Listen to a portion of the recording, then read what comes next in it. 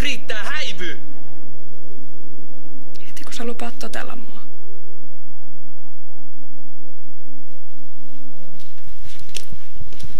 Vihdoinkin! Mitä täällä tapahtuu? Tuossa sun kämpiksessä paukas tänne uhkailemaan mua. Onko se totta?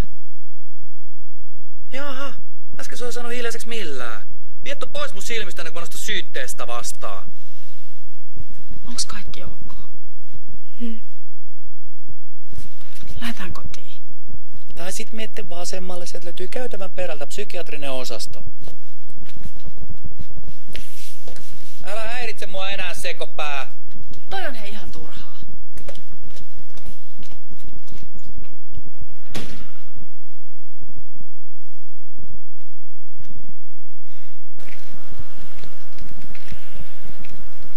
Ihanaa, että mun ei tarvi olla enää huolissaan susta.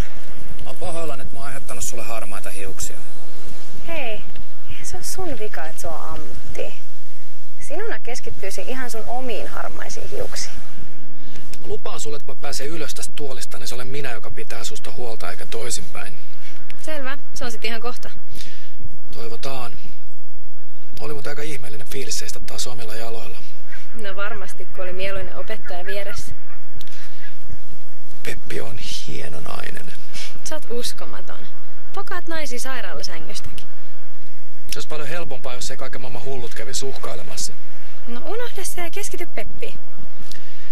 Se Sergei voisi keskittyä hyysää sitä hullua naistaan, eikä eksäänsä. Hei, ei sillä ole mitään jakoa, kun vastassa oot sä. Hua.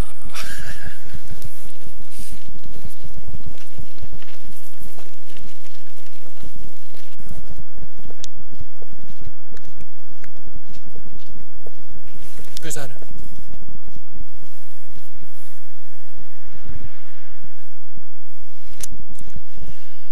Kävelevä kuulo voitti nilkuttavan Nikkisen.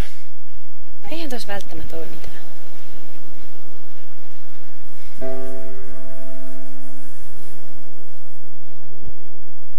Vie mut takaisin sairaalaan. No etkä sä nyt noin helpolla luovuta.